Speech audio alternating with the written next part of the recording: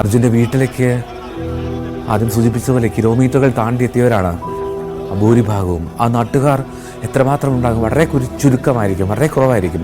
അതിനും എത്രയോ അധികം ആളുകളാണ് അർജുനെ കാത്ത്, അർജുന അന്ത്യാഞ്ജലി അർപ്പിക്കാൻ, അർജുന് അവസാനമായി വിട ചൊല്ലാൻ, യാത്രാമൊഴി നൽകാൻ അവിടേക്ക് ദൂരെ ദൂരെ ദിക്കുകളിൽ നിന്ന് എത്തിയിട്ടുള്ളത്.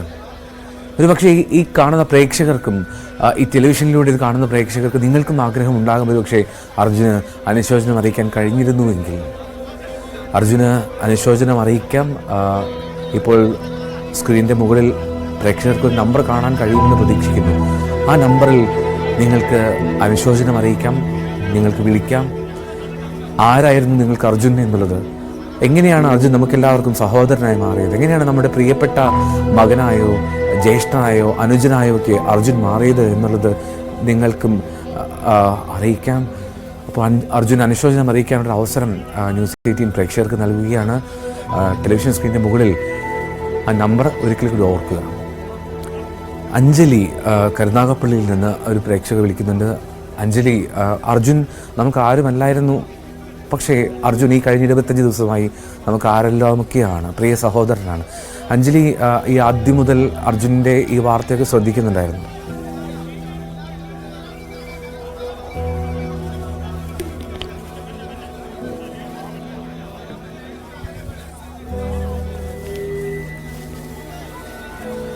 അഞ്ജലിയുടെ ടെലിഫോൺ കട്ടായെന്ന് തോന്നുന്നു. എന്നാലും ഒരുപാട് പ്രേക്ഷകർ ഇങ്ങനെ അനുശോചനം അറിയിക്കാൻ ആഗ്രഹിക്കുന്നുണ്ട് എന്നുള്ളതുകൊണ്ടാണ് അതിനുള്ള അവസരം നൽകുന്നത്.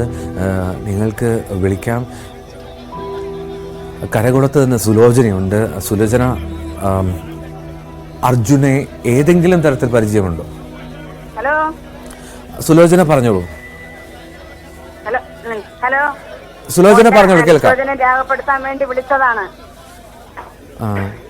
അർജുന്റെ വാർത്ത ആദ്യം മുതലൊക്കെ തന്നെ കേൾക്കുന്നതല്ലേ, കാണുന്നതല്ലേ? ഹലോ, മോന് നിത്യശാന്തി നേർന്നുകൊണ്ട് നമ്മളെല്ലാം അറിയിക്കുകയാണ്. ശരി സുലോചന, കരകുളത്തുനിന്ന്. ശരി, മനസ്സിലായി. അത് നിത്യശാന്തി നേരുകയാണ് അർജുന്. സുലോചന എന്നൊരു പ്രേക്ഷകയാണ് കരകുളത്തു നിന്നും വിളിച്ചതാണ് സുലോചന. ഇതുപോലെ എത്രയോ ആളുകൾക്ക് വളരെ ദൂര ദിക്കിൽ നിന്ന് അർജുന് അനുശോചനം അറിയിക്കാനുള്ള ആഗ്രഹമുണ്ടാകും. അർജുനെ ഒരു നോക്ക് കാണാൻ കഴിയുന്നില്ല എങ്കിൽ പോലും ഈ ടെലിവിഷൻ സ്ക്രീനിൽ നിന്നും കണ്ണെടുക്കാതെ അർജുന് വേണ്ടി വെങ്ങിപ്പൊട്ടുന്ന എത്രയോ പേരുണ്ടാകും. രവീന്ദ്രൻ പിള്ള എന്നൊരു പ്രേക്ഷകൻ പത്തനാപുരത്തു നിന്നാണ്. ശ്രീ രവീന്ദ്രൻ പിള്ള, പറഞ്ഞോളൂ. ഞാൻ പ്രിയ അർജുന് ആദരാഞ്ജലികൾ അർപ്പിക്കുന്നു. അർജുൻ്റെ ഈ സ്നേഹം, ആ ജനങ്ങൾ പ്രകടിപ്പിക്കുന്ന സ്നേഹം കാണുമ്പോൾ ശ്രീ രവീന്ദ്രൻ പിള്ള, എന്താണ് താങ്കൾക്ക് തോന്നിയത്? മലയാളത്തിന്റെ ഒരു മാത്രം പ്രത്യേകതയായിരിക്കില്ലേ ഇത്? തീർച്ചയായിട്ടും ഒരു വലിയ നമ്മുടെ മലയാളികൾക്ക് എല്ലാവർക്കും വളരെ ഒരു വേദനയുള്ള ഒരു വേർപാടാണ് അർജുൻ്റെ. ആ കുടുംബത്തിന്റെ ദുഃഖത്തിൽ ഞാനും പങ്കുചേരുന്നു. എൻ്റെ എല്ലാവിധ അനുശോചനവും അറിയിക്കുന്നു.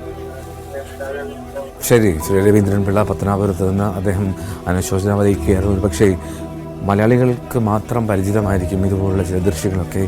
അത് വിവരിക്കുകയോ പറഞ്ഞറിയിക്കുകയോ പ്രയാസമാണ്. കാണുക, അനുഭവിക്കുക എന്നുള്ളതല്ലാതെ അർജുൻ്റെ വീട്ടുമുറ്റത്ത് കാണുന്ന ആ സ്നേഹമാണ് ഏറ്റവും പ്രധാനപ്പെട്ട കാര്യം. കാഞ്ഞിരപ്പള്ളിയിൽ നിന്ന് ജ്യോതി എന്നൊരു പ്രേക്ഷക വിളിക്കുന്നു. ജ്യോതി, പറഞ്ഞോളൂ. ഹലോ, ഞങ്ങൾ കാഞ്ഞിരപ്പള്ളിയിൽ നിന്നാണ്, പാലപ്പുറ പാറത്തോട് പഞ്ചായത്തിൽ നിന്ന്. ശരി. ഞാൻ അർജുന അനുശോചനം അറിയിക്കാൻ വേണ്ടി വിളിച്ചതാണ്. ഞങ്ങൾ അന്ന് തൊട്ട് പ്രാർത്ഥിച്ചുകൊണ്ടിരിക്കുകയായിരുന്നു കിട്ടാൻ വേണ്ടിയിട്ട്, ജീവനോട് കിട്ടാൻ വേണ്ടിയാണ് പ്രാർത്ഥിച്ചുകൊണ്ടിരുന്നത്. ഇപ്പൊ ഇങ്ങനെ കിട്ടിയത് ഭയങ്കര സങ്കടമായിപ്പോയി. അനുശോചനം അറിയിക്കാൻ വേണ്ടി വിളിച്ചതാണ്. ഇങ്ങനെയാണെങ്കിൽ പോലും ആ കുടുംബത്തിന് അതൊരു ആശ്വാസമാണ് ജ്യോതി. കാരണം എവിടെയാണ് അർജുൻ എന്ന് ചോദിച്ചിരുന്ന ഒരു അമ്മയും അച്ഛനും സഹോദരിയും ഭാര്യയും ഒക്കെ ഉണ്ട്. അതെ, അതിനൊരു ഉത്തരം കിട്ടി, കണ്ടെത്തി എന്ത് പറ്റിയെന്നുള്ളത് നമുക്ക് അതൊരു സന്തോഷം. എന്നാലും സങ്കടമായ വാർത്തയായി.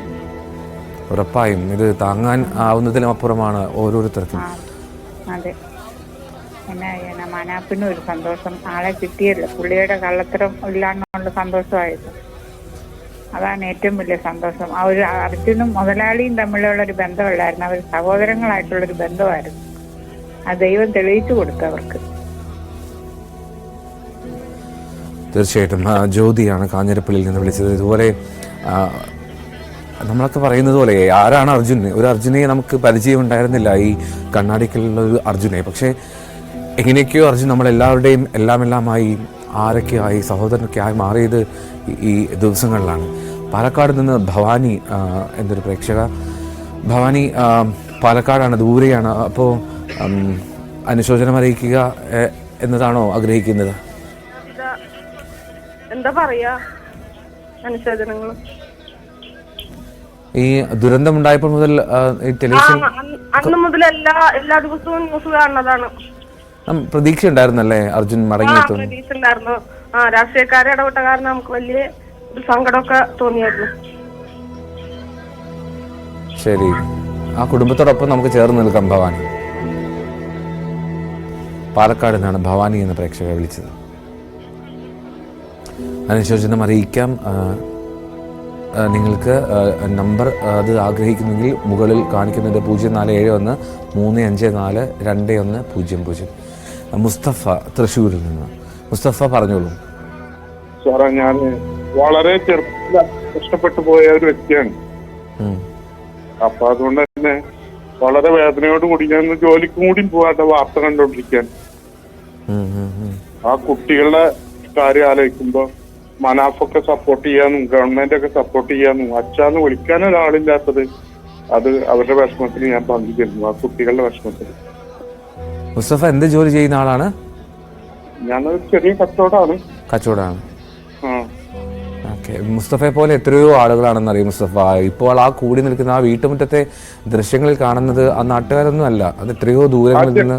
ആ ജനക്കൂട്ടത്തിനേക്കാട്ടിലും ഏറ്റവും വലിയ വികാരമാണ് ആ മക്കൾക്ക് ഇനി ഭാവിയിൽ അച്ഛാന്ന് വിളിക്കാനില്ലാത്ത ഒരാളില്ലാത്തത്. നമുക്ക് ചെയ്യാൻ കഴിയുന്നത് ആ നമ്മളിപ്പോൾ കാണിക്കുന്ന സ്നേഹം അത് തുടരുക കുടുംബത്തിന്.